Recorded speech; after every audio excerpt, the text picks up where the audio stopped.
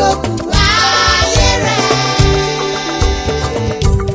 Ẹ fi ọpẹ́ fún Olúwa nítorí tí ó ṣeun, nítorí tí àánú rẹ̀ dúró láéláé.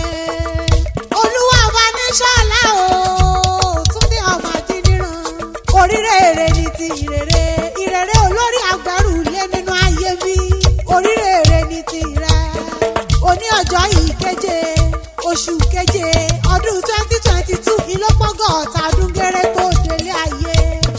Kò sóhun tá a fẹ́ fọ́lọ́run bí kò ṣọpẹ́ o, torí kì í pẹran kì í gbàgbó lọ́wọ́ ẹni, kì í gbé epo, kì í pé kẹ́ni omúgàn aṣọ wa kó tó dání sí i. Mo bá gbóṣù bàbá dání wáyé o, wa tó bá jàyè mọ́ jàyà lólo.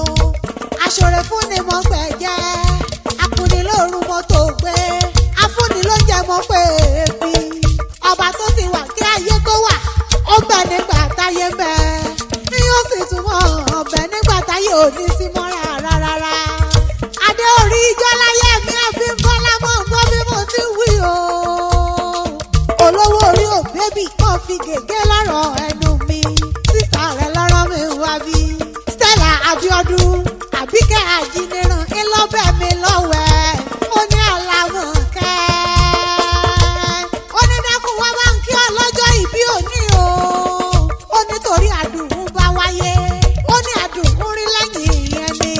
Ìní Olúwa ọba níṣọ́ láńṣẹ́ nínú ayé mi. Ọmọ Ajíniran mo ní ọmọ gbọ́ bí mo ti wí o. Managing Director Darklex Nigeria Limited síbẹ̀ ní Sùúrùlérè ní Lagos Nigeria. Ọ̀sìn mọ́ fi gègé lọ́rọ̀ ẹnu mi. Nírè là sọ̀rọ̀ àtàrẹ nínú ayé mi. Ire là ó mọ̀ fi péré rẹ̀ lórúkọ lọ́rùn ọba. Bàbá Olúwa tó sìn okú ọdún o. Bàbá àjọ òṣèun. Bàbá Winifred Òhundọ́lápọ̀. Àṣeyí ṣàmọ́dún lórúkọ lọ́rùn ọba. Mo wá fẹ́ ṣe kọ́mọ́kọ́mọ́ o. Olúwa ọba ní ṣọ́lá. Àbúrò Fẹ́mi Ajíniran tó jẹ́ chairman Darklex Nigeria Limited síbẹ̀ ní Sùúrùlérè Lagos Nigeria. Tẹ́jọ wáyé láyàjọ́ ọjọ́ kan náà. Àbá ọmọ pé ọjọ́ àṣepé ńlá bí ìwọ àtẹ̀gbọ́n rẹ sínú ayé bí. Adániwáyé ló ṣe tẹ̀yìn láṣẹ pé Ọlọ́run ọba òwò níyàwó ọlọ́rọ̀ ẹ̀yìn. Mo fẹ́rẹ̀ lé àwọn bàbá rẹ̀. Ìjẹ̀ṣà Iṣu Èkìtì níṣẹ̀lẹ̀ bàbá tó bí ọlọ́mọ. Ọmọ olórí ire ìdádé ni ó. Ọmọ alágbàlá àdéwúre. Ọmọ ajísùn àjíre ni. Ajífọ̀ ọjọ́ gbogbo dára bí ègbìn. Wọ́n á mọ̀ pé Ọlọ́run jẹ́ dàbí onílé yìí. Àbọ̀ àmọ̀ pé bí wọ́n bá dàbí onílé yìí, wọn ò ní lè ṣe bí onílé yìí rárá. Ọmọ afàgbòṣọ̀sẹ̀, ó mú màálù ṣọdún ìgbàgbọ́. Ọmọ aláàgọ́ àjílù